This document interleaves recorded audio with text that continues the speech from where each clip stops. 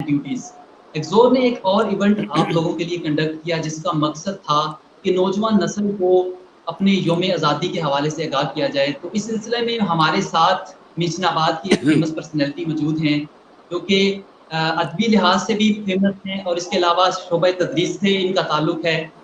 نہ صرف یہ میرے ٹیچر ہیں بلکہ میرے مینٹور بھی ہیں, ان سے میں نے بہت کچھ سیکھا. حلقہ ادب جیسی ایک جو تنظیم ہے ان کو بھی لے کے یہ چل رہے ہیں جسے انہوں نے اپنے علاقہ کے اندر پروموٹ کیا اور ماشاءاللہ سے بہت زبردست جو ہے وہ پروموشن چلی. اور آج بھی لوگ جو ہے وہ دور دراز سے ادب کو حاصل کرنے کے لیے, ادب سے جڑنے کے لیے جو ہے وہ حلقہ ادب کا حصہ بن رہے ہیں. سر, دا فیمس پرسنالٹی خالد محمود صاحب, ویلکم ٹو دا سیشن. السلام علیکم سر, کیا حال چال؟ وعلیکم الحمد للہ, بہت شکریہ محمد سفیان شاہد. سر میں آپ کا بھی بہت شکر گزار کیسے ہوں. مزاج ہے؟ آواز آپ تک صحیح پہنچ؟ ہاں آواز ٹھیک آ رہی ہے الحمد للہ. آپ تک ٹھیک آ رہی ہے؟ جی جی آپ تک آواز ٹھیک آ رہی؟ جی جی بالکل. ہاں جی, تو میں اگزور ٹیم سر, کا بھی اور before going to start our session, میں ایک سوال جو ہے وہ بڑے جو ہے نا تھا, تو میں سوچ رہا تھا کہ آج آپ سے لائیو پوچھوں. سر, میں سمجھتا ہوں کہ آج کے نوجوان اور کل کے نوجوانوں میں جو ڈیفرنس ایک میں نے دیکھا ہے وہ یہ ہے کہ پہلے کا جو نوجوان تھا وہ اپنے ٹیچرز کی بڑی رسپیکٹ کرتا تھا.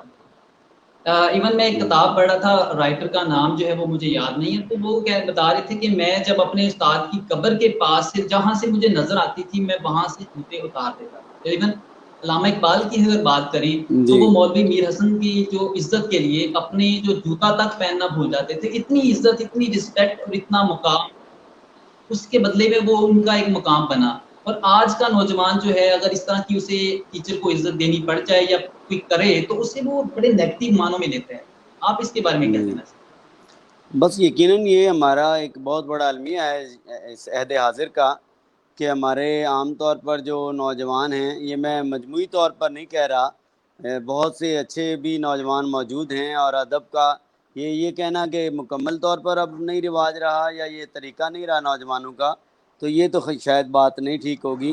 یقیناً جو ہے وہ کچھ نہ کچھ جی فرق جی تو آ گیا ہے کہ جو ہمارے اسلاف تھے, بزرگ تھے, ان میں ہمیں نظر آتا تھا کہ وہ استاد کی بہت ادب کرنا, استاد کی عزت کرنا, اور جس نے ایک لفظ بھی, ایک حرف بھی پڑھا دیا اس کو اپنا آقا اور امام ماننا. تو یہ جیسے حضرت علی کا قول بھی ہے. تو ہمیں بہت سے بزرگوں کی, علماء اور اساتذہ میں یہ ادب اور استاد کا احترام نظر آتا ہے. لیکن یہ بدقسمتی یہ ہے کہ معاشرے میں بھی, یہ صرف اسٹوڈنٹ کی طرف سے نہیں, معاشرے میں بھی استاد کے احترام میں اب اس طرح نہیں بات رہی جیسے پہلے لوگ استاد کا ادب کرتے تھے. تو یہ یقیناً بہت بڑا المیہ ہے. تو یقیناً نوجوانوں کو چاہیے کہ ہمارے جو ہے اساتذہ کو وہ مقام جو دینا چاہیے وہ دیں, تاکہ وہ اسی طرح ہی تعلیم صحیح حاصل کر سکیں گے جب وہ استاد کا احترام وہ پوری طرح کر رہے ہوں گے. تو معاشرہ جو ہے وہ ہمارا ایک مہذب معاشرہ تبھی بنے گا جب استاد ہیں؟ کو اس بالکل کا مقام معاشرے کی طرف سے بھی, حکومت کی طرف سے بھی, اور طلباء کی طرف سے بھی ملے گا. بالکل سر. چلیے سر, یوم آزادی کے حوالے سے آج کا جو ہمارا سیشن تھا اس کے حوالے سے اگر ہم بات کریں, یوم آزادی سر کیا سمجھتے جی, ہیں کہ محض جھنڈیاں لگانے سے, گھروں کو سجانے سے, دفتروں کو سجانے سے یہ حق ادا ہو جاتا ہے؟ کیا کہنا چاہیں گے اس کے بارے ہاں نہیں, یقیناً یہ ابھی ہم اس حوالے سے اگر دیکھیں کہ ہمارا جیسے عام طور پر کلچر ہوتا ہے کہ یوم آزادی آتا ہے تو جھنڈے لگتے ہیں, جھنڈیاں لگتے ہیں, تو ایک حد تک تو یہ بھی ٹھیک ہے. ظاہر ہے ہمارے لیے ایک بہت بڑا دن ہے, آزادی کا دن ہے ہمارے لیے. ہم نے 200 سال 150 سال انگریزوں کی غلامی برداشت کی, اور اس کے بعد پھر ہمیں یہ قائد اعظم علامہ اقبال اور ہمارے جو تحریک آزادی کے ہیروز تھے ان کی جدوجہد کے نتیجے میں ہمیں آزادی ملی 14 اگست 1947 کو. میں؟ تو ایک پہلو تو یہ ٹھیک ہے کہ اس دن کو ہمیں منانا چاہیے, اس دن کو ہمارے فنکشن ہوں, جشن ہوں, جھنڈیاں یا جھنڈے, یہ کوئی بری بات نہیں ہے. یہ ہمارا ایک کلچر کا حصہ ہے کہ ہم اپنی جو خوشی کی تقریبات ہوتی ہیں اس پر یہ کرتے ہیں. لیکن اس کو کافی سمجھ لینا اور یہ سمجھنا کہ ہم نے جھنڈیاں لگا لی, جھنڈا لگا لیا, تو یہ ہمارے لیے کافی ہے. یہ یقیناً یہ بات ظاہر ہے یہ ناکافی ہوگی. اس کو ہم آزادی کا حق ادا کرنا یا یوم آزادی کا حق ادا ہونا یہ نہیں کہہ سکتے. تو اس سلسلے میں دو باتیں میں کرنا چاہوں گا. ایک تو یہ ہے کہ کیا جی جی مطلب ہے ہمیں آزادی کوئی ایسے مل گئی تھی پڑی ہوئی کہیں, یا ہم جا رہے تھے یا صبح رات کو سوئے صبح اٹھے تو آزادی مل گئی. تو ہم جھنڈیاں لگا لیں صرف اور خوشیاں منا لیں، کلیپنگ کر لیں، میوزک پہ کوئی ترانے شرانے لگا لیں، لیکن یہ تو نہیں ہے نا. ہماری اس کے پیچھے ایک جد و جہد ہے. ہمارے 1857 کی جنگ آزادی سے لے کر 1947 کے شہداء تک جو مہاجرین تھے یا اس میں آزادی کی جنگ میں جد و جہد میں شریک ہوئے، وہ سب حضرات کی قربانیوں کے بعد اگر ہمیں آزادی ملی ہے تو پھر صرف جھنڈیاں لگا لینا یا جشن منا لینا یہ ناکافی بات ہے. تو اس کے لیے ہمیں یہ جی ضرور ہونا چاہیے کہ جشن منایا جائے، لیکن اس کے ساتھ ساتھ ہمیں جو آزادی جو ہے جس مقصد کے لیے انہوں نے قربانیاں دی اس پہ بھی فوکس کرنا چاہیے. دوسرا پوائنٹ میں یہ اس حوالے سے، بالکل آپ کے بہت خوبصورت سوال تھا آپ کا، بڑا ریلیونٹ سوال تھا اس ہمارے آج کے سیشن کے حوالے سے. دوسرا یہ کہ کیا ایک ملک حاصل کر لینا ہی مقصد تھا؟ ایک خطہ زمین الگ بنا لینا ہی مقصد تھا؟ اگر یہ مقصد تھا تو پھر تو جھنڈیاں اور جشن کافی ہے. لیکن اگر یہ مقصد تھا کہ ہم ایک ایسی زمین حاصل کریں، ایک ٹکڑا حاصل کریں جہاں اسلام کے اصولوں کے مطابق ہم زندگی بسر کر سکیں اور مسلمان اپنے جو نظریہ حیات کے مطابق اپنی زندگی بسر کر سکیں اور اپنی منزل تک پہنچیں، تو اگر تو منزل تھا صرف خطہ زمین تو پھر تو وہ حاصل ہو گیا، اس پہ جھنڈیاں لگا لیں، آپ جشن منا لیں، یہ کافی ہے.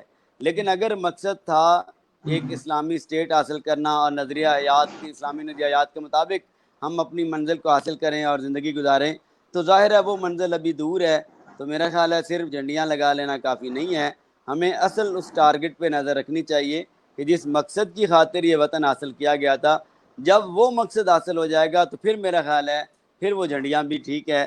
تو ابھی جو ہے وہ ایک پارٹ تو آزادی کی جشن کا یا خوشیوں کا ضرور ہے، لیکن مکمل پارٹ یہ نہیں ہے جھنڈیاں لگانا یا جھنڈے لگانا یا جشن منانا. ہمیں اصل گول یا مقصد کی طرف بھی اس پر نظر رکھنی چاہیے ہمیں. جی جی جی بالکل سر. سر یوم آزادی کی اگر ہم بات کریں تو اس کا جو پس منظر ہے وہ کیا ہے، کیسے مطلب کن لوگوں کی کاوشوں سے کیسے ہم تک پہنچی اور کیسے ہم اس کو یوں سمجھ لیجیے گا کہ ہمارے ساتھ پر یہ سیرا باندھ دیا گیا یا یوں ہمیں تشتری میں رکھ کے دے دی گئی، کس طرح، کیا ایسے لگتا ہے، کیا اس میں ہاں ایفرٹس ہیں، وہ ذرا ہمارے ناظرین کو بتائیے. ہاں نہیں، اس میں سمجھتا ہوں، میں ذاتی طور پر بھی اور تاریخ کے ایک طالب علم کے طور پر میں قائد اعظم رحمۃ اللہ علیہ کے اس فکرے سے مکمل ایگری کرتا ہوں، اور میں اس حوالے سے ان کی بصیرت کو سلام کرتا ہوں کہ جو انہوں نے علی گڑھ میں خطاب کرتے ہوئے کہا تھا کہ پاکستان تو اس دن ہی بن گیا تھا جب جی یہاں جی پہلا ہندو مسلمان ہوا تھا. تو پوری ایک تاریخ ہے یہاں ہندوستان میں، جو جہاں غیر مسلموں کی اکثریت تھی پہلے، جی جی مسلمان یہاں آئے، تاجر کے طور پر اسلام پھیلنا شروع ہوا، صوفیاء علماء کا کردار، تو مسلمانوں کی حکومت بھی رہی. محمد بن قاسم، پھر اس کے بعد سلطان محمود غزنوی، غوری، مغلیہ خاندان، یہ سارا ہمارا چلتا رہا.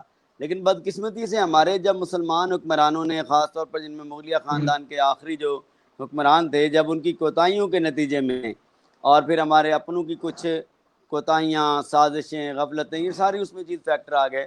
اس کے نتیجے میں جب انگریز اپنی مکاری کے بل بوتے پر اور ہندوؤں کی عیاری کے بل بوتے پر یہاں 1857 میں انہوں نے مکمل طور پر یہاں قبضہ کر لیا، تو یہ جو ہمارا یوم آزادی ہے، خاص طور پر ایک تو پیچھے ہمارے پورے بزرگوں کی محنت ہے اسلام کو یہاں پھیلانا، دوسرا جو 1857 کی جنگ آزادی کے شہداء سے لے کر ان کی پوری ایک جد و جہد ہے. اس سے پہلے سید احمد شہید ہیں، شاہ اسماعیل شہید ہیں، تحریک مجاہدین ہے، تحریک ریشمی رومال ہے، مسلم لیگ کا کردار ہے، مجلس ارار کا کردار ہے.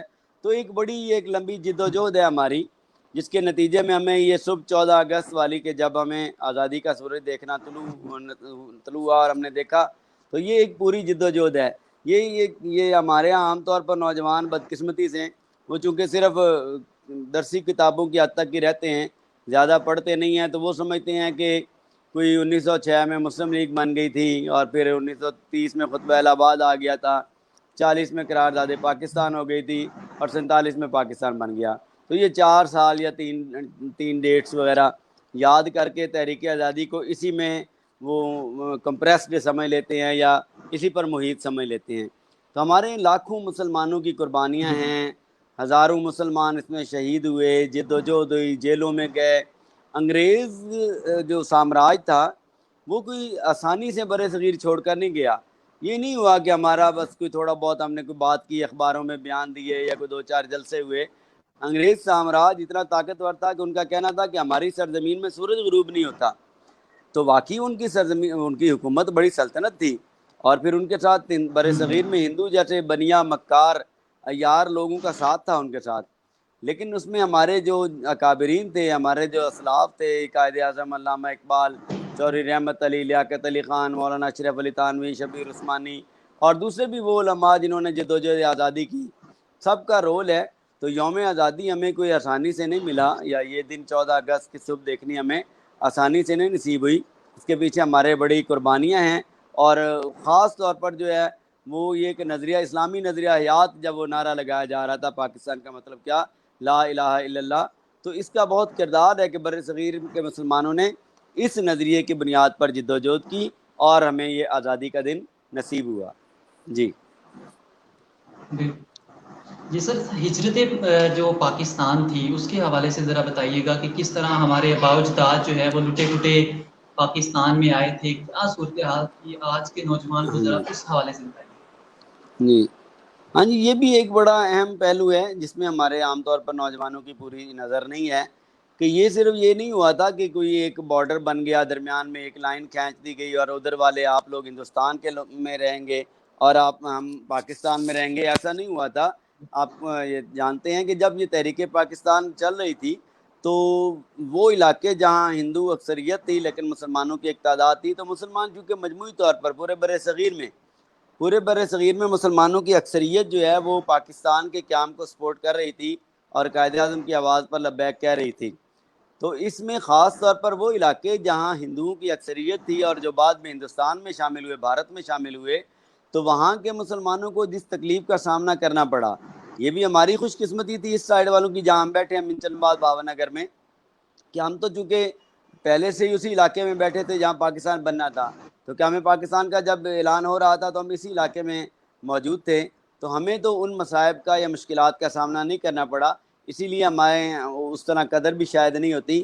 تو لاکھوں مسلمان، تقریباً 70-80 لاکھ جو ہے وہ مسلمان جو ہے وہ، اور تاریخ انسانی کی سب سے بڑی ہجرت ہے. یہ بھی ایک تاریخی حوالہ ہے کہ دنیا کی تاریخ میں اتنی بڑی ہجرت جو ہے، لوگوں نے اپنے گھر بار چھوڑ کے دوسری جگہ پر گئے، یہ سب سے بڑا واقعہ تھا، سب سے بڑی ہجرت تھی. تو یہ لاکھوں مسلمانوں کو اپنے گھر بار چھوڑ کر، اپنی جائیدادیں چھوڑ کر، زمینیں چھوڑ کر، بنے بنائے گھر چھوڑ کر، بنے بنائے کاروبار، دکانیں، جابز، زمینیں، فصلیں، جانور، یہ سارا کچھ موجود تھا. وہ مسلمان خوشحال تھے وہاں.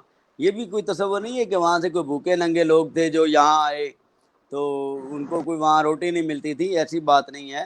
وہاں کے لوگ وہاں خوشحال لوگ تھے، وہاں ان کی زمینیں تھیں، جائیدادیں تھیں، لیکن صرف اس بنیاد پر، صرف اس لیے کہ کلمے کی بنیاد پر ایک وطن حاصل کیا جا رہا ہے جہاں مسلمان اپنے نظریہ اسلام کے مطابق آزادی سے زندگی بسر کر سکیں گے. تو صرف اس ایک خواب کو لے کر وہ لاکھوں لوگوں نے اپنا وطن چھوڑا، اپنے گھر بار چھوڑے، آئے. اور پھر اس میں جو صرف وطن چھوڑنا، ظاہر ہے یہ بھی بڑی مشکل بات ہوتی ہے ایک آدمی کے لیے اپنا گھر بار چھوڑنا. تو وہ اونے پونوں بیچ کر بھی کم ہوا، ہندوؤں سکھوں نے زبردستی نکال لیے. اور پھر خاص طور پر جو فسادات ہوئے اس موقع پر، لاکھوں لوگوں کی جانیں چلی گئیں، لوگوں کے جو بیویاں بچے قربان کر دیے گئے، خامند قربان ہو گئے. اور سکھوں نے پنجاب عورتوں کو ذبح کیا، عورتوں کو قید کیا، اور عورتوں نے اور لوگوں نے نہروں میں، کنوؤں میں چھلانگ لگا کر اپنی عزتیں بچانے کے لیے کیا. تو یہ تاریخ کا ایک بڑا دردناک باب ہے. صرف ہمیں وہ ٹھیک ہے وہ پچھلی ساری تحریک اپنے آزادی کی جدوجہد وہ بھی یاد رکھنی چاہیے، لیکن میں یہ بھی نوجوانوں سے چاہوں گا کہ آپ ان فسادات کے حوالے سے یا جو اس موقع پر ہجرت کے حوالے سے جو سانحات رونما ہوئے، اور پھر کوئی کہیں بچھڑ گیا، کوئی کچھ بچھڑ گیا، ایک بائک، یہ نہیں تھا کہ بس آ رہی تھی تو بس میں بیٹھ کے یہاں سارے پہنچ گئے اکٹھی فیملی آ کے پکنک منانے کے انداز میں، یہ نہیں تھا، بلکہ کوئی کہاں چلا گیا، کوئی کہاں چلا گیا، اور پھر کئی سال لگے. اب بھی بلکہ بہت سے لوگوں کے رشتہ دار انڈیا میں بیٹھے ہیں، یہاں آ کر بچھڑ گئے. تو یہ ایک آپ نے بڑا اچھا سوال کیا کہ ہجرت جو ہے، اس پر جو ہے ہجرت جو ہندوستان سے لوگ آئے یہاں، اس کو پڑھنا چاہیے. یہاں اس کے دردناک واقعات بڑے تاریخی ہیں. تو یقیناً یہ ایک بہت افسوسناک وہ تھا وہ منظر کہ جب لوگ لوٹے پوٹے یہاں آ رہے تھے لیکن یہ اگلا پہلو بھی بڑا مزیدار ہے کہ یہاں پر جو پاکستان کے ایریاز میں رہنے والے مسلمانوں نے جس طرح ان کو ہینڈل کیا، جس طرح ان کو ویلکم کیا اور ان کو یہاں اکاموڈیٹ کیا، وہ بھی بڑا ایک اچھا پہلو ہے۔ جی سر مزاحدہ پاکستان، جب پاکستان کے ابتدائی حالات تھے اس حوالے سے ذرا بتائیے گا کہ کیسے مطلب پاکستان نے اپنے آپ کو اسٹیبل کیا، کیسے اپنے قدموں پہ کھڑا ہوا، اس حوالے سے ذرا۔ ہاں جی، اس میں بھی ایک بڑا اہم پہلو ہے کہ ظاہر ہے ہم یہاں جب پاکستان اور انڈیا کی تقسیم ہو رہی تھی تو یہاں پاکستان میں اس وقت ایک تو ظاہر ہے اس وقت ہندوز وغیرہ آفیسرز اور یہ سارے لوگ موجود تھے، تو بڑے یہاں سے وہ بھی واپس چلے گئے، انڈیا میں چلے گئے، اور جاتے ہوئے یہاں کے جو دفاتر کا نظام تھا، ریکارڈ وغیرہ بھی جیسے آتا ہے جلا دیا گیا اور سارے سسٹم ختم کر دیا گیا۔ وہ ہمارے لیے ایک بڑا مسئلہ تھا۔ اس طرح اس سے پہلے سب سے بڑا مسئلہ یہ تھا کہ ہمارے جو مہاجرین آ رہے تھے وہ ظاہر ہے لٹے پٹے ہیں، اور پھر جس قسم پرسی کی حالت میں وہ آ رہے ہیں، جن زخموں کے ساتھ وہ آ رہے ہیں، ان کو یہاں بسانا، آباد کرنا، یہ مسائل تھا۔ پھر جو ریڈ کلف ایوارڈ کے ذریعے جس طرح پنجاب کی تقسیم کے معاملے میں یا بنگال کی تقسیم کے معاملے میں، جس طرح دریاؤں کے معاملے میں، کشمیر کے معاملے میں حیدرآباد دکن تھا، اس کے بعد مناوا در تھا، جوناگڑھ تھا، یعنی پاکستان کو بنا تو دیا گیا، انگریزوں نے دیا تو صحیح ہمیں، لیکن ماؤنٹ بیٹن نے یا انگریزوں نے ان کے لیے بڑا ایک تلخ واقعہ تھا کہ انہیں مجبوراً آزادی دینا پڑی۔ وہ کوئی خوشی سے نہیں جا رہے تھے۔ برطانوی سامراج جو ہے وہ بڑا فخر اس کو تھا کہ ہم نے برِ صغیر یا پاک و ہند کو اکٹھا رکھا ہوا ہے، تو اتنے بڑے ایریا پر وہ حکمران ہیں، لیکن جب انہیں یہاں چھوڑنا پڑا تو ان کی یہ پوری کوشش تھی کہ پاکستان کو اس انداز میں دے کر جائیں کہ یہ کوئی 2 4 5 سال جو ہے وہ بعد خود ہی مجبور ہو جائے اور انڈیا سے درخواست کرے کہ ہمیں دوبارہ شامل کر لیں۔ بلکہ کانگریس کے جو لیڈرز تھے، پٹیل وغیرہ، نہرو وغیرہ، وہ اسی بنیاد پر انہوں نے پاکستان کا قیام قبول کیا تھا۔ ان کے ذہن میں یہ تھا کہ یہ پاکستان اتنے مسائل کا شکار ہے، معاشی طور پر بھی، اور پھر جو فوج کے حوالے سے بھی سارا ان کے پاس ہی کنٹرول تھا۔ وہ پاکستان کو جو اثاثے تھے، پیسوں کے اثاثے، وہ آج بھی وہ ہمارے ان کے بقایا انڈیا کے ذمے ہمارے بقایا، تو یہ سارا انہوں نے مجبوراً قبول کیا تھا، اور وہ سمجھتے تھے کہ یہ مل جائے گا۔ لیکن اس وقت قائد اعظم رحمۃ اللہ علیہ کی جدوجہد اور ہماری یہ بدقسمتی سمجھوں گا کہ وہ پاکستان بننے کے بعد جلد ہی صرف 1 سال اور 1 ماہ تقریباً وہ اس کے بعد ان کی وفات ہو گئی، تو یقیناً اگر قائد اعظم زندہ رہتے تو ہم زیادہ اسٹیبل انداز میں وہ ہمارا آغاز ہوتا۔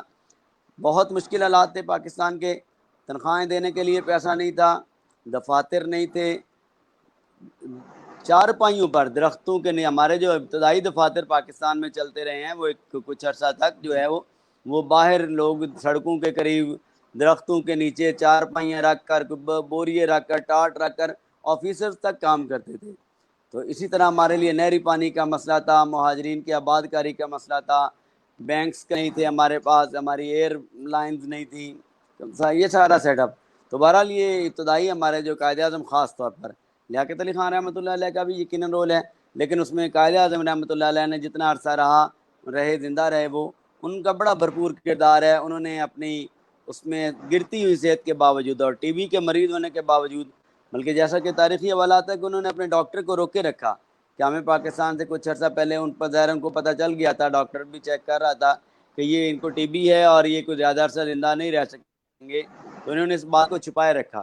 تو قائد اعظم نے اپنی جو ہے گورنر جنرل بننے کے بعد بھی اس طرح رول کیا۔ اور اس میں پھر دوسری چیز یہ ہے کہ عوام کا بڑا جذبہ تھا، یہ ایک بڑا اہم پوائنٹ ہے کہ اس وقت ہماری عوام یہ سمجھتی تھی کہ ہمارا حکمران جو ہے، ہمارا لیڈر جو ہے وہ مخلص ہے، وہ دیانتدار ہے، وہ پاکستان کو اسٹیبل کرنا چاہتا ہے۔ تو عوام نے بھی بڑی بھرپور قربانیاں دے کر جو ہے وہ اس موقع پر پاکستان کو اسٹیبل کرنے میں اہم کردار ادا کیا۔ جی سر، پاکستان کے حالات کے بارے میں آپ کیا کہنا چاہیں گے، اور لوگوں کے رویے جو ہیں یہ کس طرح اثر انداز ہو رہے ہیں، اس کے بارے میں آپ کیا کہنا چاہیں گے؟ ہاں، اس میں ہم ظاہر ہے کچھ ہمیں یہ دیکھنا چاہیے، میں لیکن مایوس نہیں ہوں۔ یقیناً ہمارے کچھ سیاسی حالات ایسے بنے ہیں کہ ہمارے یہاں کرپشن کا، بد انتظامی کا، لوٹ کھسوٹ کا کلچر بہت عام رہا ہے۔ ہمارے یہاں بدقسمتی سے جو بھی حکمران آئے ہیں، میں سیاسی بات نہیں کر رہا، یہ ایک قومی المیے کے طور پر بات کر رہا ہوں، کسی ایک پارٹی یا ایک حکمران کی بات نہیں کر رہا۔ ہمارے یہاں حکمران طبقہ ایک، اور بلکہ یہ بھی ایک میں پہلے بات کرنا چاہوں گا، یہ ہمارے یہاں بدقسمتی ایک حکمران طبقہ ہے، ایک تو ہے نا پارٹی جو اب نون لیگ آ گئی، پیپلز پارٹی آ گئی، یا فلاں آ گئی یا فلاں آ گئی. ہمارے یہاں ایک حکمران طبقہ ہے جو ہر دور میں حکمران رہا ہے. تو بدقسمتی سے یہاں ہمارے یہاں اوور آل جو ہے یہ ایک بڑا برا کلچر رہا ہے کہ لوگوں نے اس وطن کے ساتھ اس طرح جس طرح دیانتداری کے ساتھ کام کرنا چاہیے تھا، اصل میں یقیناً اس میں یہ ہے کہ ہمارے لوگوں نے، بہت سے لوگوں نے، سارے نہیں، انہوں نے اس طرح ذمہ داری کو محسوس نہیں کیا کہ جس طرح کرنا چاہیے تھا. تو ہمیں مشکلات کا سامنا کرنا پڑا، لیکن یہ مایوسی کی بات نہیں ہے. پاکستان بہرحال ایٹمی طاقت ہے، آبادی کے لحاظ سے دنیا کا بڑا ملک ہے، رقبے کے لحاظ سے ایک بڑے ملکوں میں شامل ہوتا ہے. پاکستان کی جو عوام ہے وہ بڑی انرجیٹک ہے. کمیاں بیشیاں ضرور ہیں، یہ ہمیں نظر آ رہا ہے کہ ہمارے اس میں نظام تعلیم کی بھی خامیاں آ گئیں. جو ہمارا سرکاری نظام ہوتا ہے جس میں اہل لوگوں کو، اہلیت والوں کو آگے نکلنے کا بعض اوقات موقع نہیں ملتا تو مایوسی پیدا ہوتی ہے. لیکن یہ بات نہیں ہے، ہماری قوم بڑی مطلب اس میں انرجیٹک ہے، جذبہ کام کرنا چاہتی ہے، اور جہاں بھی موقع ملتا ہے، یہ بڑی اہم بات ہے کہ جہاں بھی موقع ملتا ہے کسی نوجوان کو یا ہمارے لوگوں کو، تو وہ اپنی ورتھ، اپنی قابلیت ثابت کر کے دکھاتے ہیں، چاہے وہ ملک میں ہو چاہے بیرون ملک ہو. ہمیں نظر آتا ہے کہ پاکستانی قوم کے اندر صلاحیت موجود ہے، یہ لوگ محنتی بھی ہیں. بس صرف یہ کہ کلچر جو ہے، محنت کا کلچر جو ہے وہ پروموٹ کرنے کی ضرورت ہے، سرکاری طور پر بھی اور معاشرتی طور پر بھی. ہمارا یہ کلچر ہونا چاہیے کہ لوگ جو ہے، جو بات میرٹ پہ آتا ہے، جو کام کرنا چاہتا ہے، اس کو آگے آنے دیا جائے. تو یہ میں عام طور پر ہمارے ہاں جو ہے کہ مایوسی ہوتی ہے، جی ہماری قوم کچھ نہیں کر سکتی، جی ہماری قوم یہ ہے، جی پاکستان میں کچھ نہیں ہو سکتا. یہ بات نہیں ہے. ابھی تک ہم الحمدللہ ایک مضبوط قوم ہے، ہمارے ارد گرد ہمارے دشمن بھی بیٹھے رہے ہیں اور موجود ہیں، لیکن اس کے باوجود ہم سروائیو بھی کر رہے ہیں. ہم نے اپنے آپ کو دفاعی طور پر، ہماری فوج نے، ہمارے سپہ سالاروں نے اور جانبازوں نے جو ہے وہ اپنے خون دے کر اس وطن کا تحفظ کیا ہے، اور ہمارے لوگوں نے بڑی محنت کر کے اس ملک کو آگے چلا رہے ہیں. تو انشاءاللہ میں کوئی مایوس نہیں ہوں کہ ہمارا ملک انشاءاللہ ترقی کرے گا، اور انشاءاللہ یہاں میرٹ کا جو ہے وہ فروغ ہوگا انشاءاللہ. جی انشاءاللہ. مشرقی پاکستان کی علیحدگی میں جو غفلتیں ہم نے برتی ہیں، کیا وہ غفلتیں آج بھی ہمارا پاکستان برت رہا ہے کہ ہمارا کوئی خطہ ہم سے جدا نہ ہو جائے؟ کیا کہنا چاہیں گے؟ ہاں جی، نہیں یہ یقیناً آپ کا بہت اہم سوال ہے، لیکن الحمدللہ ایسی کوئی بات نہیں. یہ ٹھیک ہے کہ مشرقی پاکستان میں ہمارے لوگوں کی، اپنے لوگوں کی بھی غفلت تھی، اور ہمارے دشمنوں کی سازشیں تھیں، جس میں جو ہندو ہے، انڈیا ہے، یا بڑی طاقتیں امریکہ وغیرہ، یہ سب نے ان کی مدد کی. تو یہ ہماری بڑی کمزوری رہی کہ ہمارے جو قائد اعظم کے بعد جو سیاستدان آئے یا ہمارے جو بڑے آئے ملک کے چلانے والے، ان کو احساس نہیں ہوا کہ کسی بھی جو ہماری جو اکائیاں ہیں وطن کی، پاکستان کی اکائیاں، سندھ، پنجاب، خیبر پختونخوا، بلوچستان، یا اس وقت مشرقی پاکستان جو ہے، ان اکائیوں کو متحد رکھنے کے لیے کیا ضرورت ہے، کن فیکٹرز کو پروموٹ کرنے کی ضرورت ہے. جب پاکستان بن اسلام کے نام پر رہا تھا تو یقیناً ان کو سوچنا چاہیے تھا کہ ہمارے جو اسلامی نظریہ حیات ہے، اسی کو مضبوط کرنے میں ہی ہماری جو ہے وہ خیر خواہی ہے، ہم اکٹھے رہ سکیں گے. دوسرا میں بالکل واضح کہنا چاہوں گا کہ ہمارا اس میں جو ہمارے صرف عام تاثر یہ ہے، بنگالی لوگ جو تھے یا مشرقی پاکستان کے لوگ، وہ بھی اسی طرح ہی وفادار اور محب وطن تھے جس طرح ہم ہیں. ہمیں ان کو دوسرے درجے کا شہری یا محب وطن دوسرے درجے کا نہیں کہنا چاہیے، وہ کوئی غدار نہیں تھے. لیکن بدقسمتی سے وہاں چونکہ ہندو آبادی بھی موجود تھی، اور پھر انڈیا، ہمارا فاصلہ بہت زیادہ تھا. انڈیا وہاں جو دخل اندازی کر کے، وہاں پیسہ انویسٹ کر کے لوگوں کو، پھر بعد میں تو باقاعدہ انہوں نے مکتی بانی کے نام سے فوج بھی ایک بنائی، جتھا بنایا، اور ریگولر آرمی، انڈین آرمی بھی لڑتی رہی. تو امریکہ نے بھی سپورٹ کیا. ہمارے اپنے جو اس وقت کے حکمران تھے، خاص طور پر یحییٰ خان جیسے لوگ، اور ہمارے جی بدقسمتی سے سیاستدان، جنہوں نے ادھر تم ادھر ہم، ادھر تم ادھر ہم کے نعرے لگا کر، جو اس وقت جو ہے ان کے جو ایک خاص جمہوری حق تھا ان کا، جو ان کی اکثریت تھی اسمبلی کی، وہ ہم نے حق نہیں دیا. تو یہ دو ہمیں باتیں ذہن میں رکھنی چاہیے کہ ہمارے جو دشمن ہیں، ہمارے جو ملک کے پڑوسی ہیں، اب تو بدقسمتی سے زیادہ پڑوسی جو ہمارے، وہ ہمارے مخالف ہیں اور مختلف سازشیں کرتے رہتے ہیں. تو ہمیں پہچاننا چاہیے اور اپنے وطن کے جو لوگ ہیں، جو عوام ہیں، بلوچستان کے رہنے والے ہوں، خیبر پختونخوا کے، کراچی کے، سندھ کے، یا جو بھی ہوں، ہمیں ان کے جو تحفظات ہیں، جو جائز ان کے حقوق ہیں، وہ ہمیں دینے چاہیے. اس میں کوئی انکار نہیں ہونا چاہیے. اس کے ساتھ ساتھ ہمیں جو ہمارے دشمن عوامل ہیں، جو لوگ دشمن کے ہاتھوں میں کھلونا بن کر کھیل رہے ہیں، ہمیں نظر آتا ہے، ہمیں کچھ لوگ ہمیں ہر موقع پہ نظر آتے ہیں کہ وہ پاکستان کے اندر غیروں کے ایما پر ان سے پیسہ لے کر، اسلحہ لے کر بدماشیاں اور دہشت گردیاں کرتے ہیں. وہ بھی پہلو نظر انداز نہیں کرنا چاہیے. اس کو بھی جس طرح ہماری اداروں نے، ہمارے لوگوں نے، ہماری گورنمنٹس نے، فوج نے کنٹرول کیا ہے، وہ بڑی خوشائند بات ہے. اور آئندہ بھی اس طرح ان جو ہمارے ملک کے دشمن ہیں ان کو ہمیں کنٹرول کرنا ہوگا. باقی جہاں تک یہ بات ہے کہ خدا نہ خواستہ کہ کل کو کوئی اور اکائی اس طرح، تو میرا خیال ہے الحمدللہ ایسی کوئی بات نہیں ہے. انشاءاللہ ایسا کوئی مسئلہ نہیں ہے. چند اکا دکا مٹھی بھر لوگ ہوتے ہیں جو بیرون ملک بیٹھ کر یہاں کے نوجوانوں کو گمراہ کر کے اپنے حقوق کے نام پر تو وہ علیحدگی کی کوششیں کرتے ہیں، سازشیں کرتے ہیں. لیکن ہمارے اوپر بھی فرض ہوتا ہے، جو ہماری حکومت ہے، ہمارے ادارے ہیں، کہ وہ بھی یہ اپنی ذمہ داری محسوس کریں کہ ملک کے اگر کسی طبقے میں یا کسی خطے میں، علاقے میں کوئی گریوینسز ہیں، کوئی تحفظات ہیں، تو وہ ان کو ضرور حل کیا جائے، ان کے جائز مطالبات پورے کیے جائیں. کسی اکائی میں یہ نہیں تاثر جانا چاہیے کہ ہمیں نظر انداز کیا جا رہا ہے. تو نظر انداز ہونے کا احساس جو ہے وہ مشرقی بنگال میں پیدا ہوا تو وہ ہمارے لیے بڑا خطرناک ہوا اور بالآخر ملک ٹکڑے ہوا. تو ادھر بھی ہمارے ہاں جو ہے وہ کوشش کرنی چاہیے کہ نظر انداز کرنے کا، یا جو ایک زیادہ کسی ایک علاقے کو زیادہ ترقی یا مفادات دے دینا، دوسرے کو پیچھے کر دینا، یہ بہرحال ہمیں کنٹرول کرنا ہوگا. ورنہ خدا نہ خواستہ ابھی تو نہیں، انشاءاللہ ایسا کوئی بات نہیں ہے. بلکہ میں تو یہ بات کہنا بھی نہیں چاہتا، ایسا نہیں ہوگا انشاءاللہ. یہ پاکستان متحد ہی رہے گا، کوئی اکائی اس سے ہلنے جلنے والی نہیں ہے.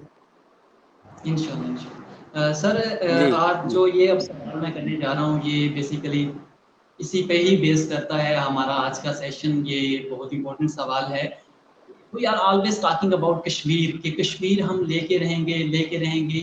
Why Kashmir is important for Pakistan? اگر ہم بات کریں کیوں پاکستان اتنا اہم ہے، کیوں ہم بات کرتے ہیں کہ پاکستان کے لیے کشمیر اتنا اہم ہے، اس حوالے سے ذرا آگاہ کیجیے ہماری نوجوان. ہاں جی، ایک بہت اچھا آپ نے سوال کیا. آج کل ہمارے ظاہر کشمیر کے حوالے سے بہت زیادہ ہمارے یہاں وہاں ہم نے دیکھیں، ہم چند دن لاک ڈاؤن ہوا ہمارے یہاں، چند عرصہ کہہ لیں کچھ، وہ بھی ہمیں کوئی اتنی پریشانی نہیں ہوتی تھی. کھانے پینے کی دکانیں، کریانہ وغیرہ چل رہا ہوتا تھا، ہمیں کوئی ایسا پرابلم. لیکن اس کے باوجود ہمیں احساس ہوا ہے کہ لاک ڈاؤن ہونا یا کاروبار زندگی بند ہونا جو ہے وہ کتنا بڑا مشکل ہوتا ہے اور زندگی کتنی دوبھر ہو جاتی ہے. لیکن کشمیری تو جو پچھلے سال 5 اگست 2019 سے جو ہے وہ اس صورتحال کا سامنا کر رہے ہیں. تو کشمیر جو ہے وہ ہماری، جیسے قائد اعظم نے فرمایا کہ ہماری شہرگ ہے پاکستان کے لیے. تو دیکھیں یہاں ہمارے یہاں کچھ لوگوں کے ذہن میں یہ ہوتا ہے کہ جی کوئی نہیں، ہم پاکستان پورا تو ہیں، 4 صوبے تو ہیں، اتنا بڑا رقبہ ہے، 7,96,096 مربع کلومیٹر ہیں، اور کوئی 5ویں ہم دنیا کی آبادی بن گئے ہیں، تو کوئی کیا ضرورت ہے ہمیں کشمیر اپنا وہ رہے، ہمیں کیا ضرورت ہے. تو یہ ایسی بات نہیں ہے. ابھی پاکستان کی جو خوشحالی ہے، پاکستان کی ترقی ہے، اس کا بہت بڑا دار و مدار جو ہے وہ کشمیر پر ہے. تو دیکھیں کوئی بھی ملک جو ہے، وہ پاکستان تو ویسے بھی ایگریکلچرل کنٹری ہے، زرعی ملک ہے. پاکستان کی معیشت کا سب سے بڑا شعبہ جو ہے وہ زراعت ہے. 70% تقریباً جو ہے وہ ڈائریکٹ زراعت سے وابستہ لوگ ہیں اور روزگار ہے وابستہ، اور باقی جو صنعتیں ہیں وہ بھی ظاہر ہے ایگریکلچر کی بیس پر ہی ہیں. تو پاکستان کی ایگریکلچر کا اور ہمارے پانی کا سارا انحصار جو ہے وہ تقریباً زیادہ انحصار یعنی وہ ہمارا کشمیر پر ہے.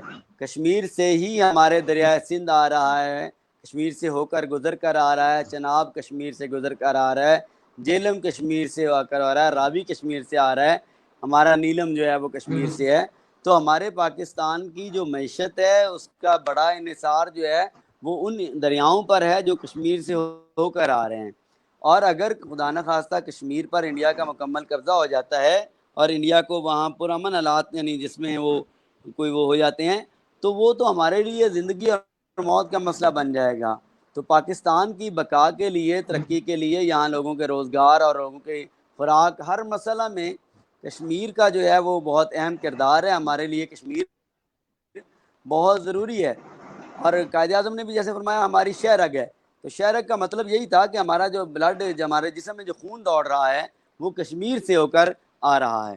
میں یہاں بھی کہنا کشمیر جو انڈیا کا دعویٰ ہے کہ جی ہمارا اٹوٹ انگ ہے, انڈیا کہتا ہے کہ ہمارا کشمیر اٹوٹ انگ ہے, تو بھائی یہ کیسے اٹوٹ انگ ہے آپ کا کہ وہاں آپ نے کوئی 9-10 لاکھ فوج جو ہے آلموسٹ جو اس وقت کی ریشو ہے وہ تو 10 کشمیریوں سے بھی کم پر ایک انڈین فوجی کھڑا ہے. تو وہاں آپ نے اگر آپ کا اٹوٹ انگ ہے تو اتنی فوج لگانے کی کیا ضرورت ہے؟ آپ تھوڑا سا اوپن کریں لوگوں کو تو پتہ چل جائے گا آپ کا اٹوٹ انگ کتنا ہے اور وہ پاکستان کا کتنا ہے. تو وہاں تو جنازوں میں بھی لوگ پاکستان کے پرچم لے کے کھڑے ہوتے ہیں ساری بدماشی انڈیا کی باوجود, وہ تو ان کا تو پورا رشتہ جو ہے وہ پاکستان کے ساتھ ہے, اور پاکستان کا بھی جو ہے وہ ساری اس میں معیشت کا بڑا دار و مدار روزگار کا وہ کشمیر سے ہے. ہمارا کشمیر جو ہے ہمارا پورے شہر آ گیا, کشمیر میں ہمارا حصہ ہے, اور ان شاء اللہ تعالیٰ جو ہے وہ کشمیر پاکستان بن کر رہے گا. جی انشاءاللہ بالکل صحیح. بینگ اے پاکستانی ہمارے کیا فرائض بنتے ہیں؟ اگر ایک سوال میں یہاں پہ میرے ذہن میں آ رہا ہے کہ عموماً دیکھا جاتا ہے یوم آزادی کے موقع پر جھنڈیاں تو لگائی جاتی ہیں, پرچم بھی لگائے جاتے ہیں, لیکن جیسے ہی یوم آزادی ختم ہو جاتی ہے تو یہی جھنڈیاں آپ کو روڈ پر گری ہوئی نظر آتی ہیں, گٹروں کے اندر پڑی ہوئی نظر آتی ہیں, نالیوں میں پڑی ہوئی نظر آتی ہیں. کیا یہ جھنڈیاں محض یا جھنڈا ہمارا محض ایک کاغذ کا ٹکڑا ہے یا ایک کپڑا ہے جس کو یوں پمال کیا جا رہا ہے؟ اس کے پیچھے ایک بہت بڑی داستان ہے, کیا اس کے حوالے سے ہمارے ناظرین کو بتائیں. ہاں یہ یقیناً آپ نے اچھی بات کی کہ ہمارے یہاں واقعی 14 اگست کو بھی, اور اسی طرح 14 اگست سے ہٹ کے بھی اگر دیکھیں ربیع الاول میں بھی دیکھیں تو ہمارے لوگ ماشاءاللہ بہت بازار گلیاں سجاتے ہیں, لیکن وہ بس اگلے دن ہی ہمیں وہ جھنڈیاں جن پر میلاد النبی بھی لکھا ہوتا ہے اور یہاں جشن آزادی مبارک, اور وہ جھنڈی بھی ظاہر ہے پاکستان کا پرچم ہے, تو پرچم تو بہت بلند چیز ہوتی ہے جس کو ہمیشہ اونچا رکھا جاتا ہے. تو ہمارے لوگوں کو جو ہے وہ بڑا احتیاط کرنی چاہیے کہ وہ بس ایک دن کے لیے پرچم جو ہے وہ تھوڑا سا سجا لیتے ہیں, اونچا لگا لیتے ہیں, تو باقی دنوں نہ کوئی پرچم نظر آتا ہے, اور جھنڈیاں بیچاری اگلے دن نہیں بلکہ اسی دن نہیں تھوڑی دیر کے بعد ہی جب وہ سرکاری کوئی تقریب ہو جاتی ہے, اور بلکہ تقریبات کا بھی کوئی اب وہ نہیں رہ گیا ہے. وہ پہلے مجھے یاد ہے کہ ہمارے شہروں میں لوگ دکانیں سجاتے تھے, بڑے بازار سجے ہوتے تھے, جھنڈیاں اور بڑے وہ پاکستان کے ماڈلز جو ہیں وہ بناتے تھے چاروں صوبوں کی یکجہتی کا. وہ اب کوئی نہیں, اب تو وہ فوٹو سیشن ہوتا ہے کہ بس وہ کیمرے والا آ جائے, تصویر بن جائے تو یوم آزادی ہمارا. وہ یوم آزادی نہیں ہوتا, وہ لمحہ آزادی ہے. جب وہ ایک کلک ہو جاتا ہے تو بس یوم آزادی ختم ہو جاتا ہے. کہ ہماری تصویر سوشل میڈیا پر آ جائے یا اخبار میں آ جائے یا ٹی وی پر آ جائے تو ہماری وہی ہوتی ہے.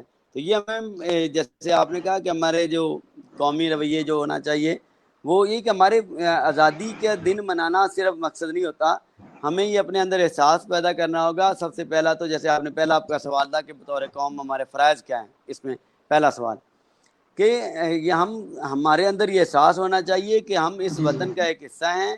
اس وطن یہ ہماری دھرتی ہے, یہاں ہم جنم لیا, یہیں سے ہم پروان چڑھے, تو یہ وطن مضبوط ہوگا تو ہم مضبوط ہوں گے. یہ تصور احمقوں کی جنت میں رہنے والی بات ہے کہ جی ہم ترقی کر جائیں, ہمارا ملک چاہے ترقی نہ کرے.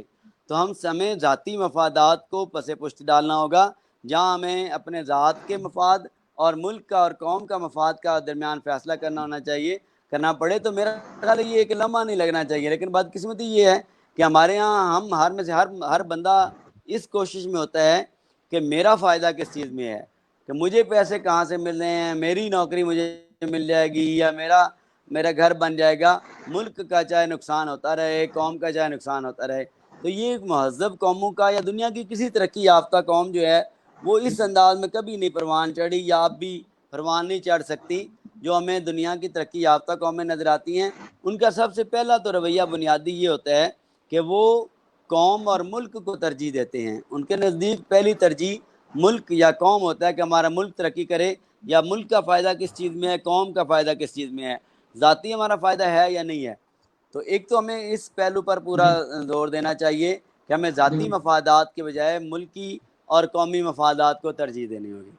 اس سلسلے میں ایک بہت ضروری چیز یہ ہے کہ ہم دوبارہ میں سب سے پہلے پوائنٹ پر آؤں گا کہ ہمارا ملک جو ہے وہ اسلام کے نام پر بنا ہے. تو یہ ملک مضبوط بھی ہوگا یا ترقی کرے بالکل گا, متحد رہے گا تو اسلام کے نظریے پر ہی رہے گا. یہ ہمارے جو لبرل نام نہاد لبرل تو نہیں ہے, بالکل یہ نام نہاد لبرل ہیں, جو یورپین یا مغربی جو مفکرین ہیں ان کا کچھ تھوکا چاٹ کے کوئی ان کے جملے پڑھ کے، زیادہ پڑھے لکھے نہیں ہوتے یہ لبرل، میرا ذاتی تجربہ یہ ہے، کوئی ایک آدھ بات ان کو آتی ہوتی ہے تو وہ سمجھتے ہیں کہ پتہ نہیں اسلام سے دور ہے. اسلام سے دور رہ کر جیسے آپ نے وہ پاکستان متحد رہ سکتا ہے تو اسی نظریے کی بنیاد پر رہ سکتا ہے، ترقی کر سکتا ہے تو اسی نظریے کی بنیاد پر رہ سکتا ہے. ہمیں قرآن و حدیث سے ضرور جڑ کر رہنا ہوگا، اس کے بغیر جو ہے نہ بطور مسلمان نہ بطور قوم ہمارا وجود جو ہے وہ باقی رہ سکتا ہے. اسی طرح ہمیں جو ہمارے ہیں جو تعلیم کے حوالے سے، تعلیم جو ہے وہ بہت بنیادی چیز ہے کہ تعلیم کے بغیر دنیا ترقی نہیں کر سکتی. ہمیں جو ملک ترقی یافتہ نظر آتے ہیں ان کے پیچھے اگر ہم دیکھیں تو ان کا قومی جذبہ بھی ہے اور تعلیم کا بڑا رول ہوتا ہے جو عہد حاضر کے تقاضوں کو پورا کرتے ہوئے. ہمیں دونوں شعبوں سے وابستہ رہنا ہوگا، ہمیں اپنے جو مذہب سے بھی جی جی وابستہ رہنا ہوگا اور عہد حاضر کی جو ضروریات ہیں تعلیم کے لحاظ سے، ٹیکنالوجی کے لحاظ سے، وہ بھی پوری کرنی ہوں گی. تو بہرحال آپ کا جو سوال تھا مین یہ ہے کہ ہمیں اپنے مفادات کو قربان کر کے قومی مفادات کو ترجیح دینا ہوگی اور اپنی جو ذات ہے اس کو پیچھے کر کے جو ملک اور قوم کی جو ہے وہ مفادات کو اور اس کی ترقی کو ترجیح دینا ہوگی. جی جی سر، یہ ایک بھائی کی طرف سے کویشچن آیا ہے، نوید علی ہیں جو پوچھ رہے ہیں what's the opinion about remapping of Pakistan, کہ ری میپنگ جو کی گئی ہے پاکستان کی، اس کے بارے میں آپ کے کیا تاثرات ہیں؟ یہ بارہا سوال ریپیٹ کرتے ہیں، تو ذرا اس حوالے سے. ہاں جی. اچھا، اس میں یہ تھوڑا سا ہمارے یہاں بھی چونکہ آج کل میڈیا کا زیادہ وہ ساری جنگ میڈیا کے سر پہ لڑی جاتی ہے اور کوئی کمی کوتاہی بھی ہو تو وہ میڈیا کے ذریعے پوری کی جاتی ہے. تو ایک تو جی یہ ہے کہ ہمارے میپ میں کشمیر پہلے شامل رہا ہے، کشمیر شامل ہے، کوئی جی ایسا کوئی یہ شاید نئی بات نہیں تھی. تو یقیناً یہ میں اس حکومت کو، یہ عمران خان کو یا ان کو کریڈٹ دینا چاہوں گا کہ انہوں نے کم از کم اس حوالے سے اتنا تو اظہار کیا ہے کہ کشمیر ہمارا حصہ ہے اور پورا کشمیر جو ہے جو مقبوضہ ہے یا وادی جموں کشمیر ہے وہ ہمارا پورا حصہ ہے. لیکن کاش یہ صرف اس حد تک نہ رہے، میپ کی حد تک نہ رہے، ہم گفتار کے غازی نہ صرف بنے، کردار کے بھی غازی بنے اور ہمارا یہ صرف میپ کی حد تک محدود نہ رہیں، بلکہ کاش جی ہمارے جی حکمران جو ہے اور اس میں صرف اکیلا پاکستانی، باقی اسلامی دنیا بھی. لیکن میں پہلے یہ بھی کہنا چاہوں گا کہ باقی دنیا تو تب آپ کے ساتھ کھڑی ہوگی جب آپ جو ہے وہ پوری دنیا میں، جس طرح جنرل اسمبلی کے اجلاس میں عمران خان نے بہت کھل کے بات کی تھی، یقیناً میں اس کو اپریشیٹ کرتا ہوں، لیکن اس کے بعد کیا ہوا ہے؟ اس کے بعد کچھ بھی نہیں. کوئی ایسا نہیں کہ ہمارے وفد جو ہیں وہ پوری دنیا میں جا کے کہہ رہے ہوتے اور ملاقاتیں اور آواز بلند کرتے، OIC کے پلیٹ فارم سے یا دوسرے پلیٹ فارم سے عرب لیگ کو قائل کیا جاتا، عرب ملکوں کو قائل کیا جاتا، غیر مسلم جو دوسرے بھی ہیں وہ سب کو قائل کیا جاتا. تو اسی طرح کہیں یہ نہ ہو کہ ری میپ کرنے کے بعد وہ اگلے سال جی جی کتابوں میں یہ میپ آ جائے اور اس کے بعد دوبارہ پھر ہمارے بچے بس کہتے رہیں کہ یہ جی ہمارا ایک میپ بنا تھا، وہ اور کچھ بھی نہ ہو. تو یہ بہرحال یہ ہے کہ انہا لائٹر نوٹ کہوں گا کہ اس کے آگے بھی کچھ کرنا ہوگا. یہ میں نہیں کہتا کہ حملہ کر دیں، لیکن یہ ہے کہ ہمارے جو سفارتی تعلقات ہیں، سیاسی ہیں، وہ سارے ان کو اور اسلامی دنیا کو بھی جو ہے وہ ان پر یہ مسئلہ اجاگر کیا جائے، باقی دنیا پر بھی اجاگر کیا جائے. تو مزید ایکٹیو اقدامات کی ضرورت میں سمجھتا ہوں. صرف ایک ری میپ کی حد تک جو ہے وہ اس کو اپریشیٹ کرتے ہوئے میں کہوں گا کہ یہ کافی نہیں ہے، یہ کافی نہیں ہے. اور اس میں کشمیریوں کے خاص طور پر جو آزاد کشمیر کی لیڈرشپ ہے اس کو بھی آگے لے کر جو ہے وہ پوری دنیا میں جو ہے وہ یہ مسئلے کو مزید اجاگر کیا جائے. جی جی سر، ماجد لودھی کی طرف سے ایک سوال آیا ہے، وہ یہ کہہ رہے ہیں کہ آزادی کشمیر میں نوجوان کیا رول کردار ادا کریں کہ وہ اپنے حصے کی شمع کیسے جلائیں؟ اس حوالے سے ذرا بتائیے. آخری سوال ہاں اس جی، کے یہ بعد ایک بڑا اختتام ہوگی. ہاں جی، یہ ایک بڑا اہم بات ہے کہ ہمارے نوجوان یقیناً ہماری قوم کے اندر بہت مخلص لوگ بھی ہیں، کشمیریوں کا درد بھی رکھتے ہیں، محسوس بھی کرتے ہیں کہ کشمیری پس رہے ہیں. اور ظاہر ہے ان کا جو ان پہ مظالم ہے اس کی ایک بڑی وجہ تو پاکستانی ہے نا. وہ سمجھتے ہیں کہ پاکستان کے ساتھ ہم ملیں گے وہ کشمیر بنے گا پاکستان. تو ہمارے ملک کے ساتھ ان کی جو وابستگی ہے اس وجہ سے ان کو یہ مظالم کا سامنا کرنا پڑتا ہے اور اسی وجہ سے وہ جدوجہد کر رہے ہیں. تو بدقسمتی یہ ہے کہ ہماری قوم نے بھی اور ہماری حکومت نے بھی کوئی بہت زیادہ پازیٹیو رول ادا نہیں کیا تو اب مصیبت یہ ہے کہ ہمارا ایک نوجوان جیسے ماجد لودھی صاحب بڑے انرجیٹک نوجوان ہیں ماشاءاللہ، جو ہمارے نوجوان اب چاہ رہے ہیں کہ جی ہم کشمیر میں اب کیا کریں. اب ایک حل تو وہی تھا جو کچھ عرصہ آزمایا گیا عسکریت کا. ظاہر ہے اس پوزیشن میں اب ہم نہیں ہیں، دنیا ہمیں نہ اس قابل اب کرنے دے گی، نہ ہماری حکومت نہ ہمارے ادارے اب وہ اس طرف جانا چاہتے ہیں کہ جو وہ ہم عسکریت کے ذریعے کچھ کام کر لیں. وہ ممکن نہیں ہے. دنیا میں تباہی جو ہے جنگوں کی، اور وہ کشمیری اس کے نتیجے میں پھر ایک یہ ہوتا ہے کہ وہاں ایک آدھ کوئی واقعہ ہوتا ہے اور کشمیری نوجوانوں کو جو ہے وہ گھروں سے نکال کے مارنا شروع کر دیتے ہیں. ابھی جیسے ابھی حالات میں پلوامہ کے بعد جیسے ہوا، تو ہمیں تو بظاہر ایسا لگتا ہے کہ یہ ایک واقعہ ہوا. تو ابھی جیسے ہمارے ہاں نوجوان ہم یہ کر سکتے ہیں کہ کم از کم اپنی حکومت کو مجبور کریں آواز بلند کر کے سوشل میڈیا کے ذریعے دوسرے ذرائع سے کہ پاکستان جو کشمیر کی آزادی کے لیے جو ہے وہ ہم زیادہ ایکٹیو رول ادا کریں. ہم تو اپنی آواز ہی بلند کر سکتے ہیں، اس کے علاوہ ہمارا تو کوئی اس وقت وہ اتنا زیادہ رول نہیں ہے. تو ہم اپنے جیسے ہمارے نمائندے ہوتے ہیں لوکل نمائندے، ان سے ملیں، ان کو کہیں کہ جی آپ اسمبلی کے فورم پر سینٹ کے فورم پر آواز بلند کریں اور ہمارے حکمرانوں کو ہمارے سیاستدانوں کو مجبور کریں کہ وہ کشمیر کاز پر اکٹھے ہو کے زیادہ ایکٹیو رول ادا کریں.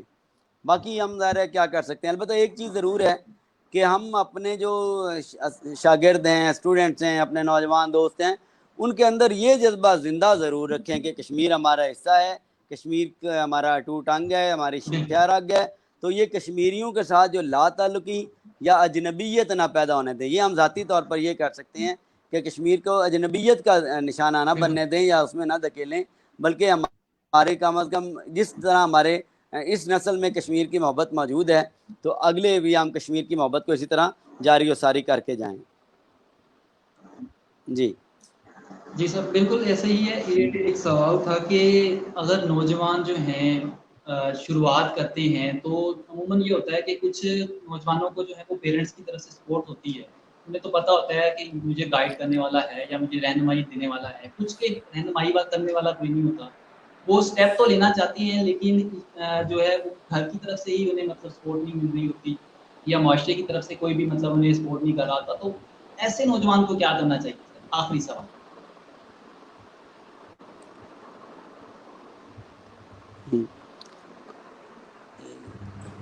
جی آواز آ رہی؟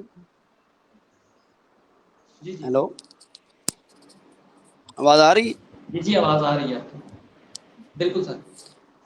ہاں جی، آپ کائنڈلی سوال ریپیٹ کر دیجیے گا، تھوڑا سا آواز کا پرابلم تھا. سر یہ ہوتا ہے کہ عموماً بہت سے نوجوان جو ہیں وہ کچھ کرنا چاہتے ہیں، کچھ ایم سیٹ کرتے ہیں اپنی زندگی کا یا اپنی کنٹریز کے لیے کچھ کرنا چاہتے ہیں، لیکن گھر والوں کی سپورٹ نہ ہونے کی وجہ سے یا سمجھ لیں انوائرمنٹ میں سپورٹ نہ ملنے کی وجہ سے وہ نہیں کر پاتے. ایسے نوجوانوں کو کہاں سے شروعات کرنی چاہیے؟ کیسے اپنے آپ کو مینٹین کریں کہ وہ کچھ کر سکیں؟ جی آخری سوال ہے سر. ہاں جی، اس میں یہ بھی یقیناً ایک اہم بات ہے کہ ہمارے یقیناً الحمدللہ میں سمجھتا ہوں کچھ لوگوں کا یہ میرا خیال ہے غلط ایسٹیمیٹ کر لیتے ہیں کہ جی ہماری نوجوان نسل جو ہے وہ گمراہی اور بے راہی کا شکار ہے. میرا خیال ہے ایسی بات نہیں ہے. یقیناً کچھ لوگ ہوتے ہیں ایسے، لیکن میں تو مجموعی طور پر دیکھ رہا ہوں کہ جب ہم ابھی زیادہ عمر ہی ہو گئی ہے تو نوجوان جو تھے جیسے آپ جیسے نوجوان ہیں، جتنے نوجوان اب متحرک آ رہے ہیں، آپ جیسے زور میں ہیں، عزیر وغیرہ ہیں، یا آپ کی پوری ٹیم ہے، یا ہمارے شہر میں بھی جیسے آپ کو پتہ ہے جو سی بی ایس والا ہے، شجرکاری مہم ہے، یا ہر جگہ پورے پاکستان میں تو دیکھ رہا ہوں کہ مجھے تو لگ رہا ہے کہ اب نوجوان زیادہ باشعور ہوتا جا رہا ہے. یہ ٹھیک ہے ہمارے بزرگوں اور بابوں کا تو جو ہوتا ہے عام طور پر کہنا کہ وہ ماضی کو سراتے رہتے ہیں اور حال اور مستقبل کے بارے میں مایوسی پیدا کرتے ہیں. تو جبکہ میں اس کے برعکس سمجھتا ہوں کہ نوجوان ہمارے زیادہ متحرک ہیں. تو اس میں جو والدین والا رول ہے یقیناً دیکھیں اس میں بیلنس رکھنا چاہیے. والدین جب ایک بچے کو ظاہر ہے وہ پالتے ہیں، خدمت اس کو بالکل پڑھاتے ہیں، خرچہ کرتے ہیں، تو والدین کی بھی ظاہر ڈیمانڈ ہوتی ہیں کہ کچھ ہمارے جو ہے اس کو بھی بیلنس کریں. تو بالکل معاشرتی خدمت جو ہے اس میں دو جو ہیں میں سمجھتا ہوں بڑا کردار ہے. ایک تو اساتذہ جو ہیں وہ ان کو گائیڈ کریں، اسٹوڈنٹس کو چاہیے کہ اپنے اساتذہ سے جڑے رہیں، اور اس طرح علماء کا تو معاشرے کو جو ایجوکیٹ کرنے میں ٹیچر اور علماء ان کا بڑا رول ہوتا ہے. تو ان دونوں کمیونٹیز کو اپنا رول ادا کرنا چاہیے. اور دوسرا ایک اور بات جو آپ فرما رہے تھے تو یہ بھی ایک ہے کہ جو بعض اوقات یہ ہوتا ہے کہ نوجوان کو بہت بڑا ایم یا گول لے کے چلتے ہیں اور سمجھتے ہیں کہ پہلے دن ہی ہمالیہ فتح ہو جائے گا. تو یہ بھی تھوڑا سا کوشش کریں کہ وہ چھوٹے سٹیپس ہیں, چھوٹے چھوٹے کر کے اپنے دائرہ کار میں جتنا وہ کام کر سکتے ہیں. ظاہر ہے اس میں ایک یہ بھی ہوتا ہے کہ جو معاشی مجبوریاں یا حالات ہوتے ہیں وہ ان کو نہ تو آپ سیکریفائز کر سکتے ہیں, یہ تو نہیں کہ آپ بھوکے رہ کے گزارا کر لیں گے اور معاشرے کی فلاح و بہبود کا کام کرتے رہیں گے. آپ وہ بیلنس کر کے چلیں, آپ اپنے گھر کے حالات کو بھی دیکھ کر, اپنے والدین کے تقاضوں کو بھی دیکھ کر, اپنے فیوچر کو بھی دیکھ کر, اور چھوٹے چھوٹے اسٹیپ جیسے یہ مطلب سوشل میڈیا ہے یا آپ کے محلے کے بچوں کو 4 کو آپ ایجوکیٹ کرنا شروع کر دیں, آپ شجر کاری کو 4 درخت لگا لیں, آپ کوئی کتاب کسی کو دے دیں پڑھنے کے لیے. تو آغاز میں میرا خیال ہے چھوٹے چھوٹے اسٹیپ سے اگر آپ بڑھیں گے تو وہ زیادہ بہتر رہے گا. چھوٹے چھوٹے اسٹیپ سے آپ بڑھتے جائیں گے تو آپ ترقی کرتے جائیں گے. پھر یہ جو آپ جو کہہ رہے تھے کہ والدین رکاوٹ بن جاتے ہیں یا معاملات ہوتے ہیں یا معاشی مسائل, تو وہ نہیں ہوتے. آپ اپنے آپ کو بھی اسٹیبل کریں اور ساتھ ساتھ معاشرتی کام کرتے رہیں. جب آپ اچھے اسٹیبل ہو جائیں گے معاشرے میں تو پھر آپ کوئی بڑا کام بھی کر لیں گے. تو ویسے ہمارے یہاں ادارے موجود ہیں ماشاء اللہ, آرگنائزیشنز ہیں, این جی اوز ہیں, سوشل میڈیا گروپس ہیں. تو اغزور جیسے ایجوکیٹ کر رہا ہے, لیکن یہ بہت اچھا کام ہے. تو مایوسی کی بات نہیں ہے, تو بیلنس کر کے چلیں نوجوان, تھوڑا سا اپنی اسٹڈیز کو بھی ٹائم دیں, اپنے معاش کو بھی ٹائم دیں اور معاشرے کو بھی ٹائم دیں. جی بالکل سر, بہت شکریہ, آپ نے اپنا قیمتی وقت جی نکالا, ہمارے ناظرین تک آپ نے اپنی قیمتی باتیں پہنچائی. بہت اسی مہربانی. طرح آپ اپنا جی بالکل آپ اپنا کام کرتے رہیے, اور اللہ سے دعا ہے کہ اللہ آپ کو مزید لمبی زندگی عطا کرے اور نوجوانوں کو ان کی منزلوں تک پہنچانے میں آپ کی مدد کرے. تو اس کے ساتھ ایک خوبصورت شعر کے ساتھ اختتام کو ہاں دیتا جی, ہوں نہیں میں کہ آپ کا خدا کرے میری عرض پاک پر اترے. جی جی واہ جی, بہت اچھے, جی جی جی بہت اچھے. ہاں نہیں فرمائیں, آپ شعر نظم سنا دیں احمد نعیم قاسمی کی. خدا کرے میری عرض پاک پر اترے وہ میں نے فصل کہا گل نظم. کہ جسے اندیشہ زوال نہیں. یہاں جو پھول کھلے وہ کھلا رہے برسوں, یہاں جو پھول کھلے وہ کھلا رہے برسوں, یہاں خزاں کو گزرنے کی مجال نہ ہو. خدا کرے میرے ایک بھی ہم وطن کے لیے حیات جرم نہ ہو, زندگی ببال نہ ہو. اپنی دعاؤں میں یاد رکھیے گا. ملتے اپنے نئے سیشن کے آمین. ساتھ ایک نئی پرسن